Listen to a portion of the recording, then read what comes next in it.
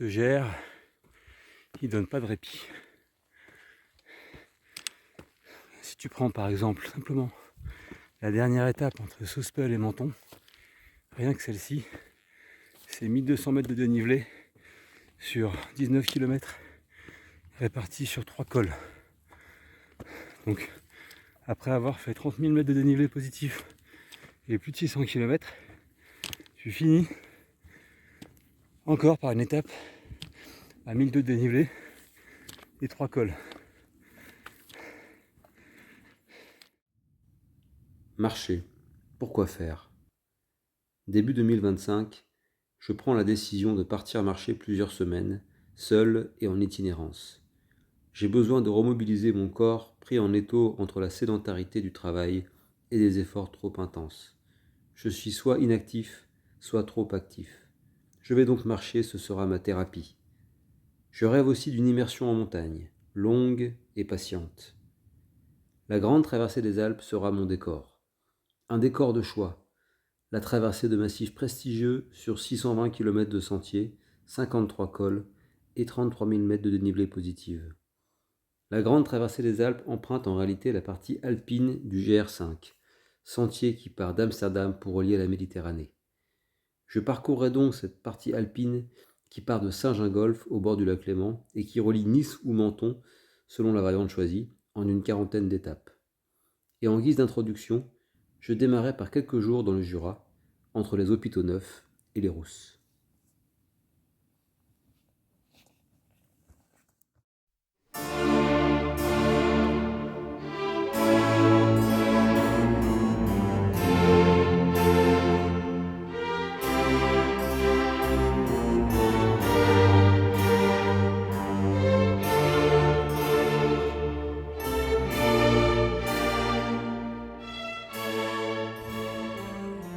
Je démarre donc cette traversée des Alpes par le Jura. Je prends un blablacar à Chambéry et me fais déposer au point d'intersection avec le GR5. Ce sera les Hôpitaux Neufs. Les paysages doux et les faibles dénivelés du Jura devraient me permettre, j'espère, de me préparer pour les Alpes. Le premier soir rime avec premiers orages.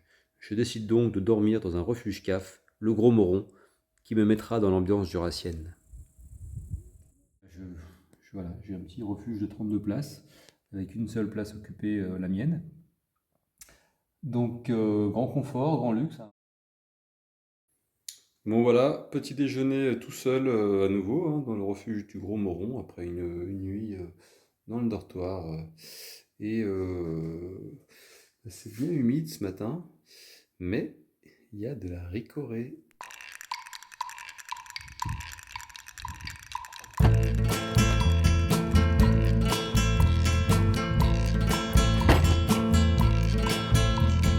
From the dusty mesa, her looming shadow grows, hidden in the branches of the poison creosote.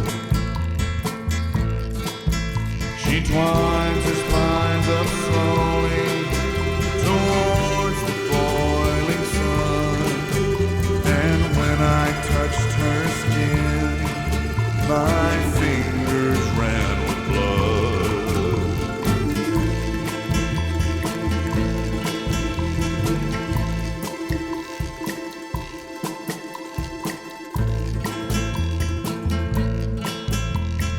In the hushing dusk under a swollen silver moon, I came walking with the wind to watch the cactus bloom. A strange hunger haunted me, the looming shadows dance. I fell down to the thorny brush and felt a trembling hand.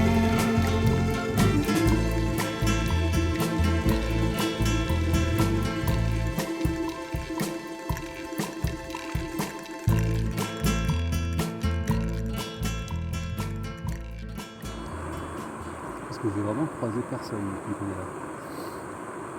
Le Jura c'est calme, hein. Pas grand monde. Je crois qu'il y a une librairie aux Rousses. je trouverai une librairie au Rousse, ou un petit livre. Je voulais pas prendre de livre parce que je voulais pas porter. Mais je crois que pour un randonneur solitaire, c'est quand même indispensable.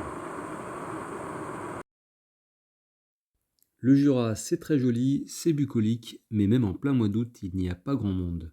Les villages que je traverse sont quasi déserts, et je peine à trouver des commerces ouverts. Au 3e jour, n'ayant toujours parlé à personne, arrivé au village de Bellefontaine, je trouve une cabane sur laquelle je vois écrit « Office du tourisme ». Je demande alors à la dame de l'accueil si je peux trouver un bistrot ouvert, mais celle-ci éclate d'un rire nerveux en guise de réponse. Je finirai toutefois par croiser enfin 2 randonneurs, avec qui nous chercherons un bon plan de bivouac.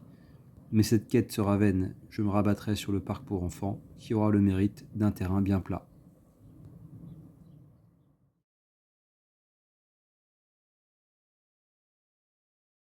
Le genou gauche, là, il m'a fait de plus en plus mal. Là, je suis à 4 km de la Chapelle des Bois. Et ça me semble une épopée pour y arriver. Donc je réfléchis à scinder mes étapes là et puis peut-être prendre un peu de repos là parce que je suis peut-être démarré un petit peu fort hier. Je pensais pas que ça allait bien mais... Cette douleur au genou me met un bon coup au moral. Je suis dépité et en colère. Au bout de 3 jours, tu n'arrives plus à avancer, c'est pas sérieux. Je tourne le problème dans tous les sens. Abandonner, non. Aller chercher mon VTT et traverser les Alpes en vélo? Mais mon meilleur allié, c'est le temps. Nous sommes le 3 août et j'ai 2 mois devant moi. Je peux raccourcir mes étapes, prendre de longues pauses. Et cela m'obligera d'emblée à sortir d'une logique de performance. Je vais écouter mon corps et avancer au jour le jour. Je ne fais pas le GR5, je fais le GR5 à ma manière. La nuit qui suit, je fais un rêve étrange mais clairvoyant. Je discute par téléphone avec un ancien collègue isolé dans une grotte qui attend les secours. Je lui explique, moi aussi je suis isolé dans le Jura à cause d'une douleur au genou. Il me suggère alors de m'installer plusieurs jours aux Rousses pour me soigner et me reposer. Je passerai donc 4 jours de repos dans cette petite station touristique frontalière avec la Suisse. Au programme, apéro, cinéma, magasin de sport, librairie, mais surtout repos, étirement des quadriceps, étirement des ischio-jambiers et cryothérapie du genou dans la fontaine du village. Cette traversée n'aura pas démarré comme prévu. En distinguant les sommets du Chablais, de l'autre côté du Léman, je repars avec un mélange d'excitation et d'appréhension.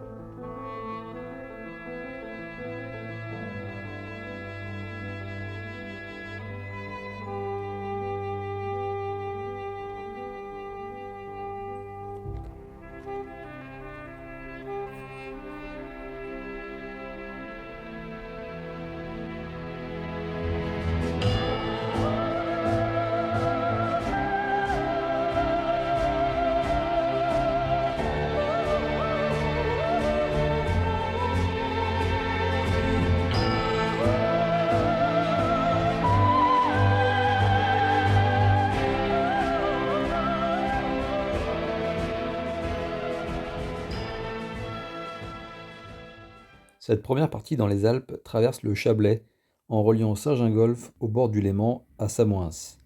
Étant parti en début d'après-midi, j'établis mon premier bivouac dans la montée au col de Bise qui met dans l'ambiance avec ses 1600 mètres de dénivelé positif.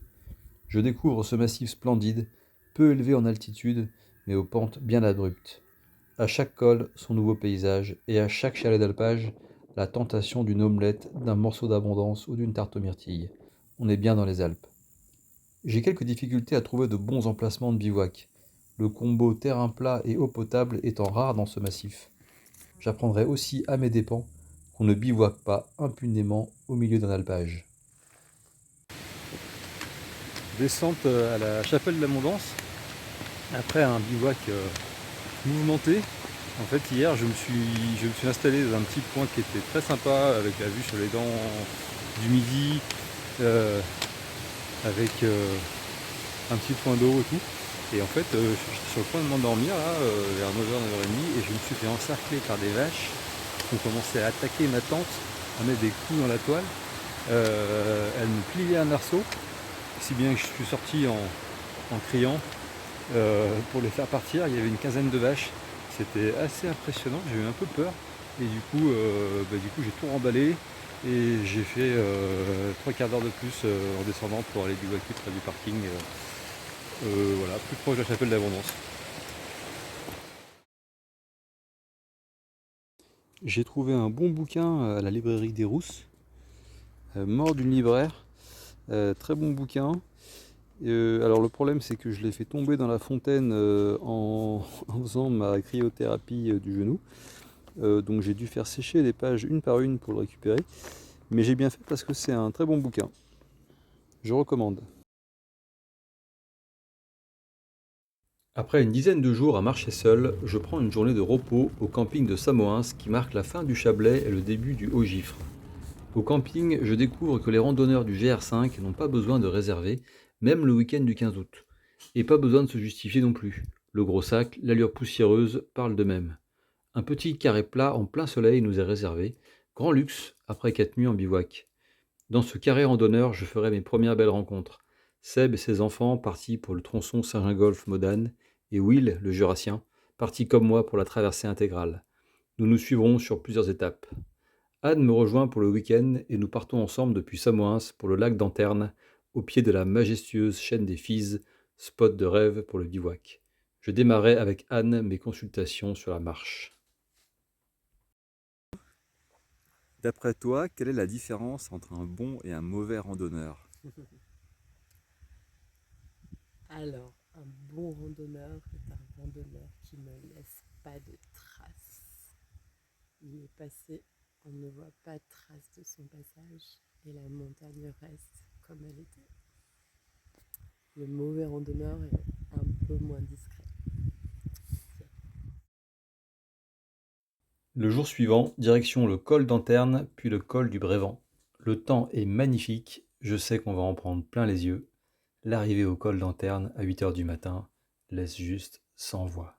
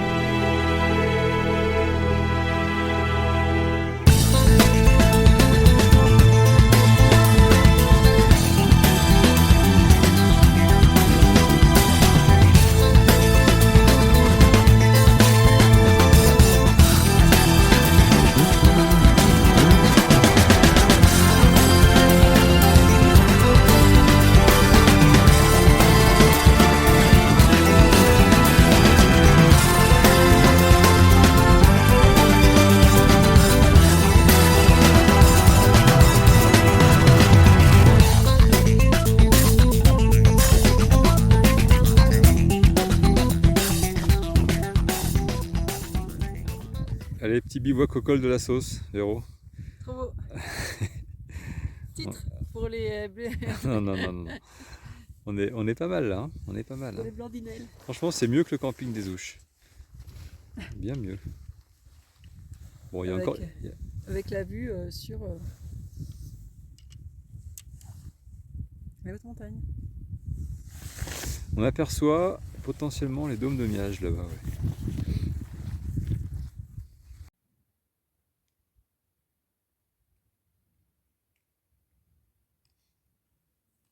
Véro m'a rejoint au Contamine et nous traversons ensemble le massif du Beaufortin. Après un bivouac 3 étoiles au col de la Sauce, nous entamons les 2 prochaines étapes qui nous mèneront en Tarentaise. Je sens que mon corps s'est à présent adapté. Les douleurs ont disparu. Marcher à 2 permet de mutualiser le matériel et de réduire le poids des sacs, ce qui n'est pas négligeable. Nous cheminons en direction de la très belle Pyramenta, mais la météo annoncée n'est pas très bonne. Il est 17h, on est dans la liaison entre le lac de la Sauce et en gros notre objectif demain soir c'est Valaisan. Mais il pleut, donc 17h sous la tente. C'est pas désagréable, un bon petit bivouac en montagne.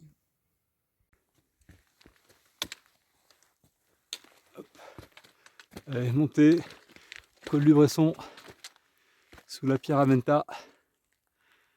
Jolie montée, sous une petite bruine qui est pas désagréable. Faut pas que ça pleuve plus par contre, mais pour l'instant c'est pas mal.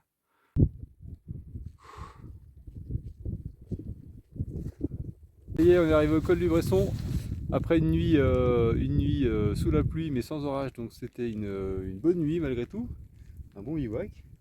Et là on bascule côté Tarentaise, ce qui signe la fin du Beaufortin et le début de la Vanoise. Donc une belle étape encore. Mais là, cap de pluie. Buvons un coup, buvons-en deux. À la santé des amoureux, à la santé du roi de France et merde à la reine d'Angleterre qui nous a déclaré la guerre. Ça c'est bien dit.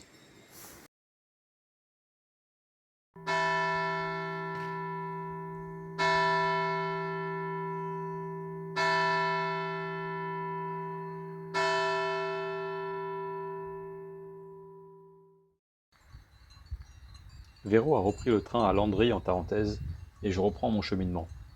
Aux portes de la Vanoise, je croise Will en pleine forme. Donc là on approche du lac de la Plagne, il y a de la rivière, il y a de la montagne, il y a des nuages qui bougent dans tous les sens. Et écoute, c'est un scandale, je switch la caméra. Qu'est-ce que t'as besoin d'aller dans le Nevada, au States, ou je ne sais qu'est-ce. Qu'est-ce que t'en as à péter? Et ça, c'est à 300 bornes de chez nous. Écoute, là, c'est l'entrée de la Vanoise. C'est l'entrée de la Vanoise. C'est qu'un début, quoi. Bref. Will prend de l'avance. Pour moi, l'étape s'arrête au refuge de Rosuel, à l'entrée du parc. Au refuge, je sympathise avec Richard, qui randonne sur le GR jusqu'à Modane. Les bivouacs étant interdits dans le parc et les refuges étant complets, nous élaborons notre stratégie pour traverser le massif. Nous entrerons dans le parc depuis le refuge de Rosuel, franchirons le col du Palais pour ressortir du parc et rejoindre Tignes, puis nous remonterons au col de la Fresse, où nous bivouaquerons à quelques mètres du panneau d'interdiction. Du col de la Fresse, nous rejoindrons Pralognan par le col de la Vanoise. Et enfin, nous rejoindrons Modane depuis Pralognan en passant par le col de Chavière.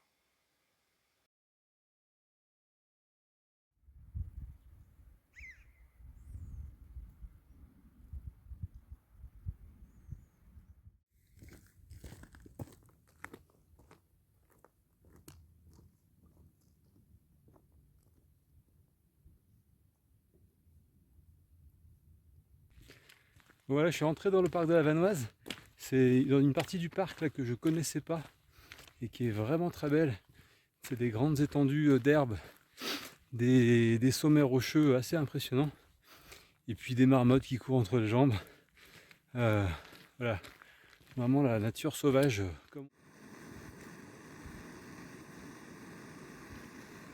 Notre bivouac au col de la Fresse, en compagnie de Richard, tient toutes ses promesses. Coucher de soleil splendide, ambiance magique, mais aussi froid glacial. Bon, j'ai testé le duvet 0 degré confort cette nuit. Et c'est efficace. Il a fait super froid. La tente est toute gelée. On est à 2006 là. Et il a dû faire, je sais pas. Il a dû faire 0, hein, peut-être -1, -2. Mais super duvet. Ah, il est 6h30. Ça va être dur de sortir de la tente là.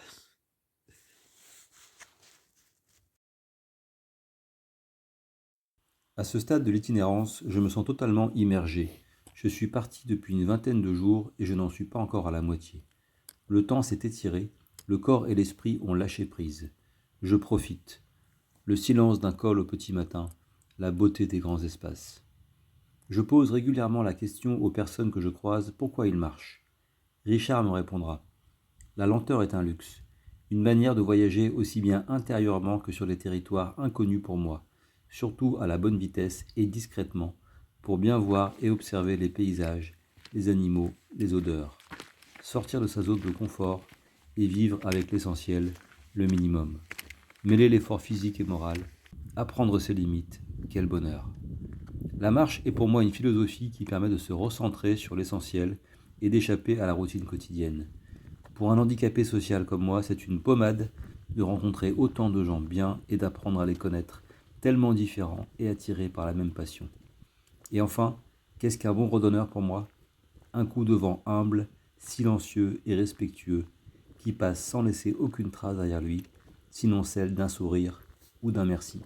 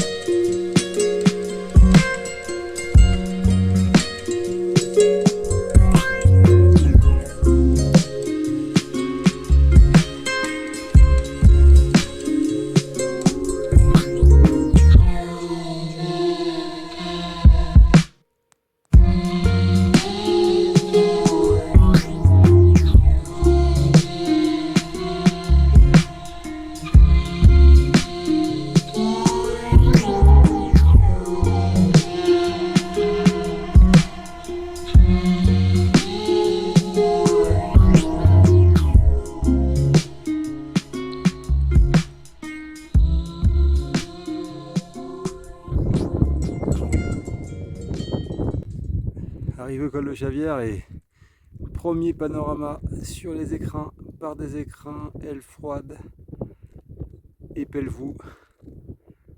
C'est incroyable.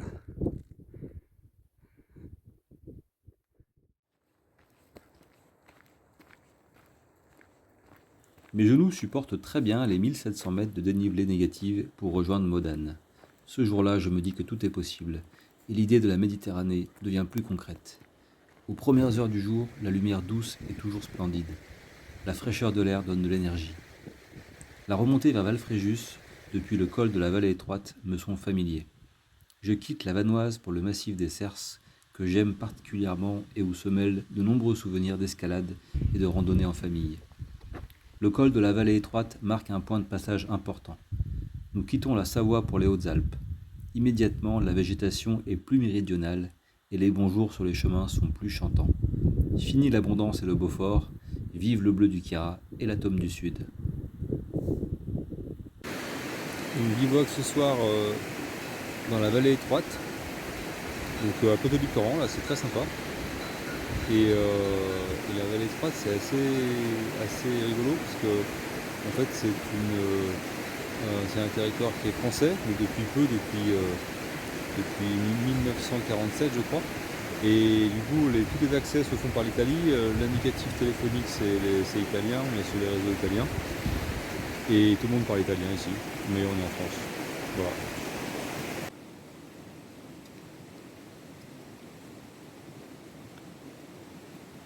Petit clin d'œil au Sang plus belle des écrins de Gaston Rébuffat, où il écrivait « On entre en Meige comme on entre en religion ». Ici aussi, sur ce GR5, je suis entré en religion. Et les préceptes sont routiniers et immuables. Démonter la tente, préparer et équilibrer son sac avec minutie, filtrer l'eau, préparer l'itinéraire du lendemain et le prochain ravitaillement, surveiller la météo, repérer le prochain emplacement de bivouac ou le prochain refuge.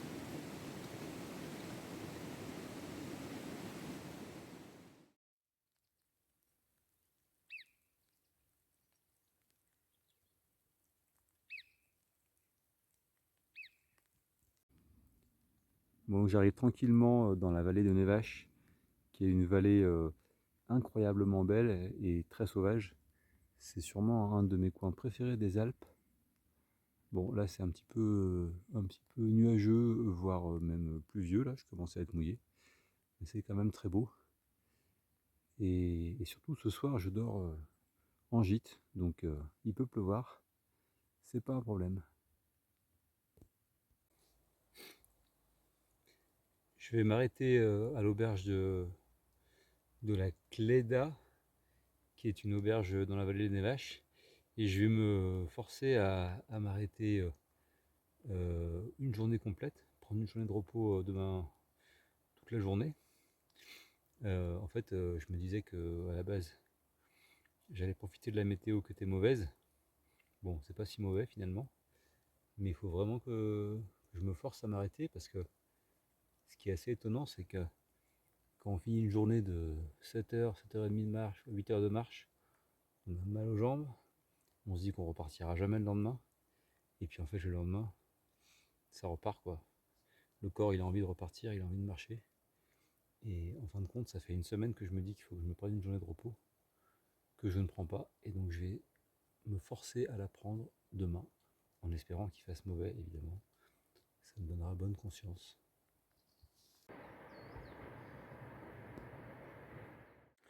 Allez, je repars après ma journée de repos, donc direction Montgenèvre, à peu près 6 heures de marche et 1200 mètres de dénivelé, 2 cols, col de Dormillouse et col de la Lose. J'aimerais bien pousser après jusqu'à Briançon, donc 2h, 2h30 de plus, donc ça ferait peut-être une journée à 8 heures, on va voir. Bon, normalement ça va, je suis plutôt en forme, malgré une nuit un peu pourrie. 5 randonneurs dans un dortoir, ça fait beaucoup de ronflements et d'odeur de transpiration. Et j'avais un ronfleur, une vraie locomotive là au-dessus de moi. Du coup j'ai un peu mal dormi, mais bon, ça devrait le faire. Ce jour-là, en forme et enjoué, je vais prendre une mauvaise décision qui va me coûter bien cher.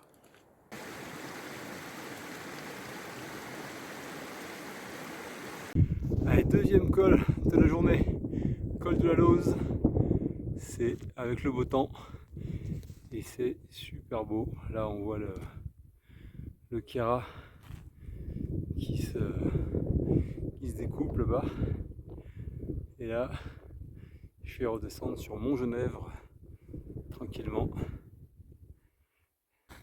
Plutôt que d'aller en direction de Briançon comme prévu, je décide de franchir un troisième col et d'entrer dans le Chiara par les fonds de Servières, ce qui va me rallonger considérablement l'étape. Et les fonds de Servières, c'est là-bas au bout de la vallée. Donc c'est super beau, hein. Le petit lac et tout là qui est au premier plan. Et voilà, la question c'est est-ce que je vais réussir à y arriver avant la pluie, parce qu'ils annoncent en fait de pluie et orage pour la fin d'après-midi.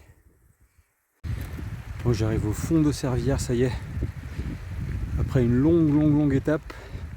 9 heures de marche. J'espère que ça ira demain parce que là c'était dur à la fin là.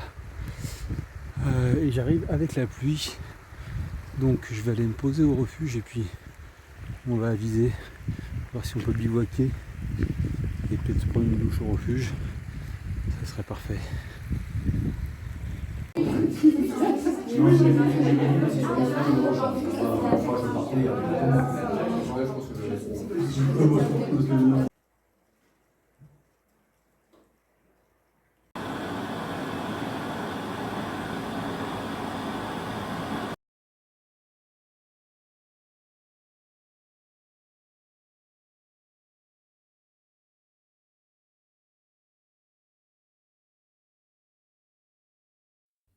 Le lendemain, je rejoins le GR57 qui fait le tour du Queyras. J'entre dans le parc régional par le col de Péas, direction Château-Queyras. Les paysages sont à couper le souffle. Mais il y a une ombre au tableau. J'ai mal à la hanche. J'étais trop gourmand hier, et je le sens, je le paye très cher aujourd'hui. J'espère que ça va pas durer. Nous sommes le 30 août et il n'y a déjà plus grand monde à Château-Queyras. Je pose mon bivouac à côté du club de rafting qui a fini sa saison le jour même. Et après une petite lessive et un bain dans le torrent, je m'offre une pizza et un tiramisu dans la pizzeria du village. Le lendemain, malgré les encouragements insolites trouvés sur le chemin, je souffre physiquement sur cette étape qui mène à Seilhac.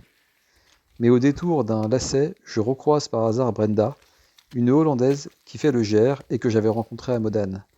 Nous partageons le pique-nique ensemble. Ça fait partie de ces petites rencontres imprévues qui rendent la journée joyeuse.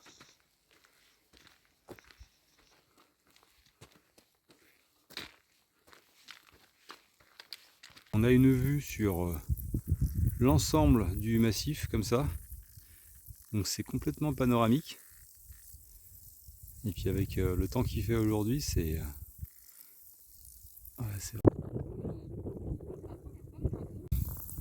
On vient de passer le col fromage. Et à partir de cette limite, je ne suis jamais allé plus au sud dans les Alpes. Donc à partir de maintenant, c'est la découverte totale, l'inconnu. La météo annoncée pour le lendemain est vraiment mauvaise. Ça tombe bien, j'ai vraiment besoin de me reposer. Je resterai donc 2 jours en gîte, à lire un très mauvais bouquin trouvé dans la librairie du village, et à faire encore de belles rencontres avec d'autres randonneurs.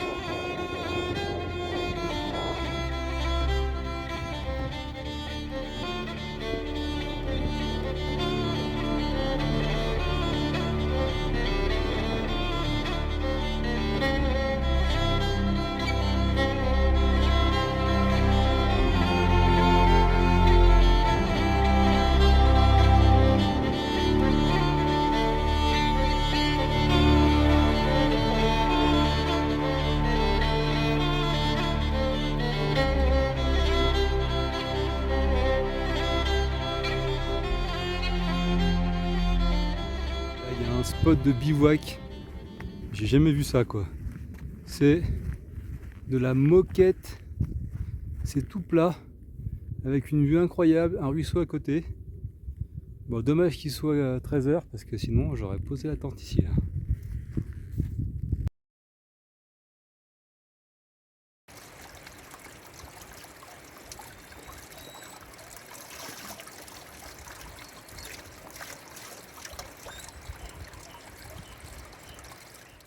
Malgré les 2 jours de repos, Là aujourd'hui c'est difficile.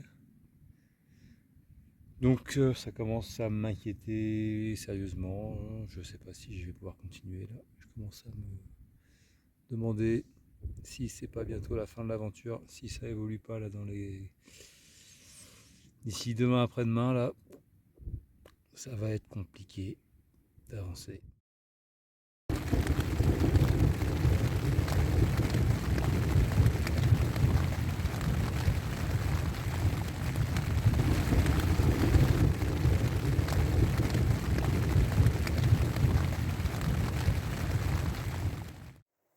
Bon, reparti ce matin après une nuit bien pluvieuse et orageuse, mais heureusement au camping, donc c'était tout à fait gérable. Et là, entrer dans le parc du Mercantour ce matin, bon bah c'est magnifique encore une fois, hein. Rien à dire, hein. C'est hyper paisible, très très beau. Le Mercantour est le dernier grand massif à traverser, mais c'est aussi le plus vaste et sûrement un des plus sauvages. Une douzaine d'étapes me séparent encore de la Méditerranée. Les 2 dernières étapes jusqu'à l'Arche ont été passablement douloureuses, physiquement du côté de ma hanche, mais aussi moralement avec un de mes pires bivouacs sur le bord d'un chemin boueux. Je réfléchis à étudier la ligne la plus directe pour finir cette traversée. Mais à l'Arche, la rencontre avec Elisabeth va inverser la vapeur. Elisabeth est partie de Briançon pour rejoindre Menton. Nous avons le même rythme, les mêmes étapes programmées. Cette perspective de marcher à 2 me rebooste. Cette première étape dans le Mercantour est sublime, avec le passage par le lac du Lausannier et le pas de la Cavale. Le soir, nous établirons un bivouac 3 étoiles près d'une bergerie, où nous aurons la chance d'apercevoir 2 loups. À ce stade, j'expérimente l'adage « seul on va plus vite, ensemble on va plus loin ». Je réalise à quel point la compagnie des autres randonneurs est un moteur puissant pour avancer. Au camping de Saint-Étienne de Tinée, nous faisons la connaissance de Seb, qui se joint à nous pour les prochaines étapes. Et avec ces nouvelles rencontres, le moral est bien remonté.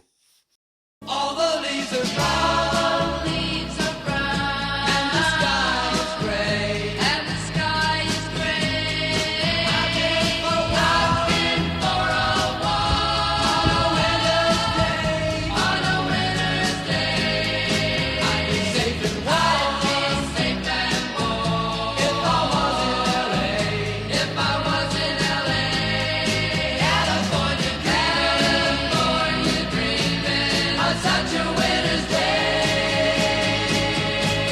Stopped into a church, I passed along the way. Well, I got down on my knees, and I pretend to pray. You know the preacher like the cold, he knows I'm gonna stay. California dreaming on such a winter's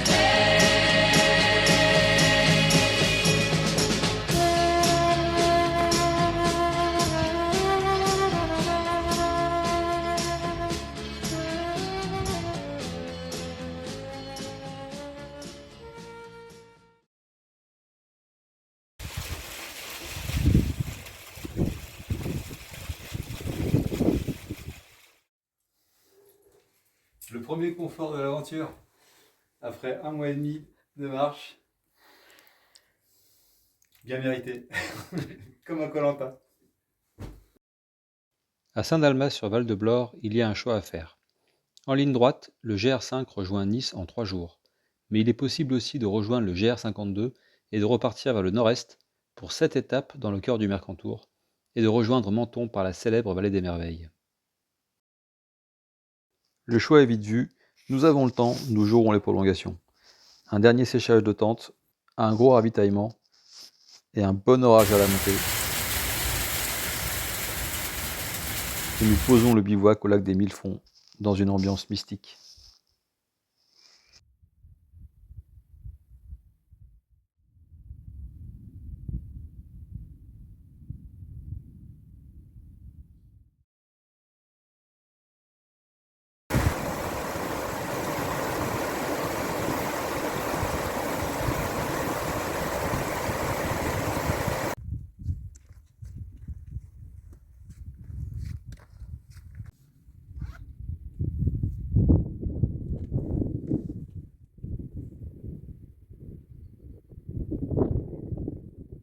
Après les teintes méridionales des derniers jours, cette portion du GR52 nous replonge dans une ambiance minérale et sauvage. Les cols qui se succèdent sont d'une beauté austère et il s'agit de l'une des rares portions de la traversée où l'on est réellement coupé du monde sans réseau. C'est vraiment de la grosse caillasse. On se croirait en Oisan.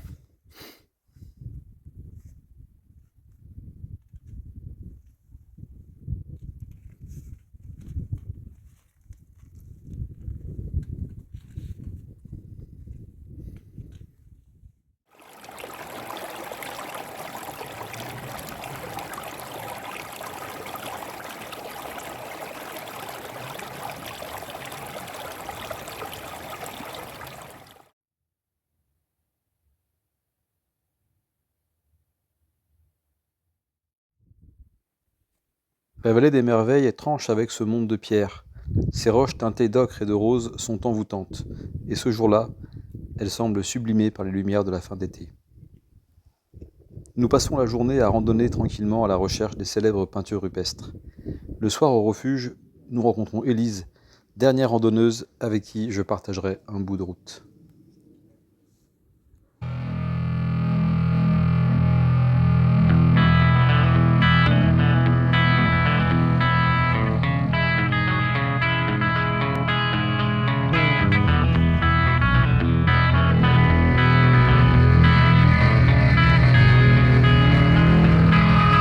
This magic moment, so different and so new, was like any other until I met you, and then it happened. It took me by surprise. I knew that you felt it too. I could see it by the look in your eyes. Sweeter than wine, softer than a summer's night. Everything I wanna have whenever I hold you tight. This magic moment, while your lips are close to mine, will last forever.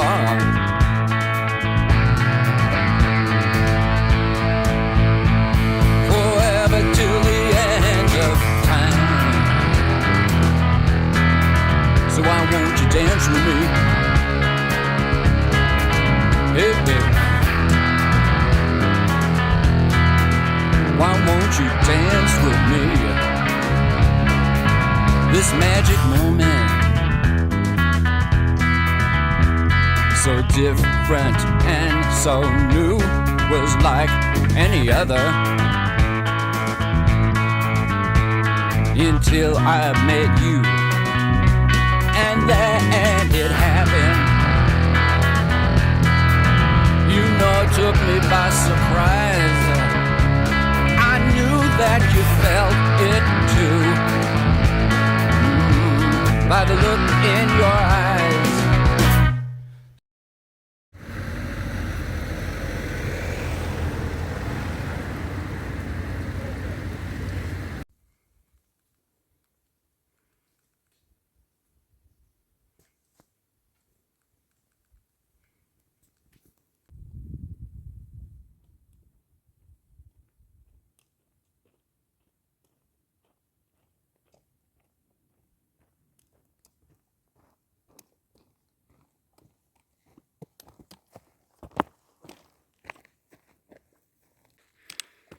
Si tu prends par exemple simplement la dernière étape entre Sospel et Menton, rien que celle-ci, c'est 1200 mètres de dénivelé sur 19 km répartis sur 3 cols. Donc après avoir fait 30 000 mètres de dénivelé positif et plus de 600 km, tu finis encore par une étape à 1002 de dénivelé et 3 cols.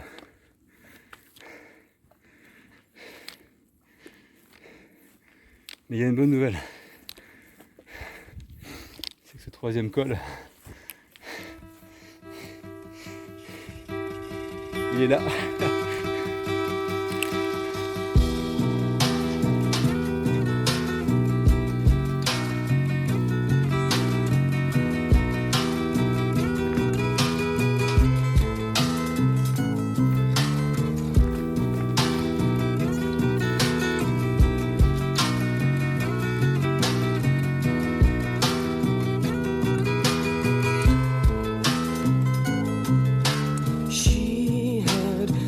something to confess to, but you don't have the time, so look the other way.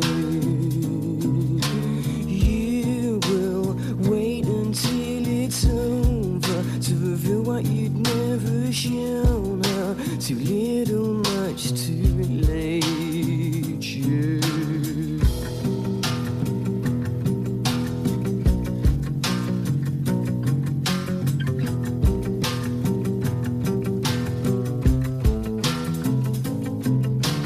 Too long trying to resist it. You've just gone and missed it. It's escaped your world.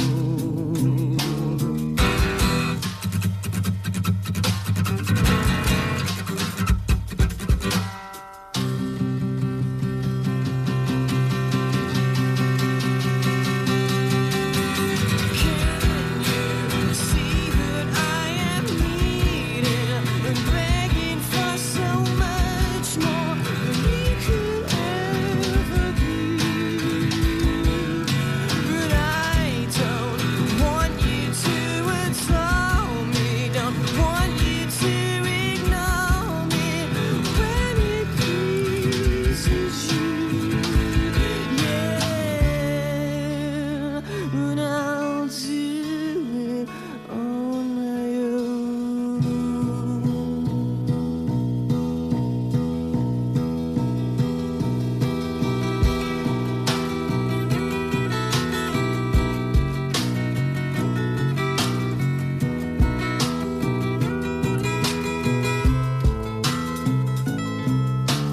I have played in every toilet, but you still want to spoil it to prove I've made a big mistake.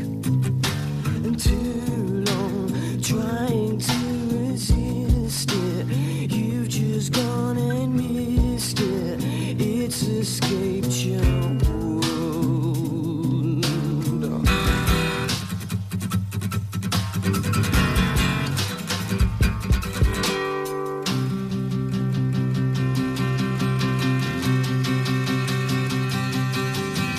Can you see that I am needing and begging for so much more than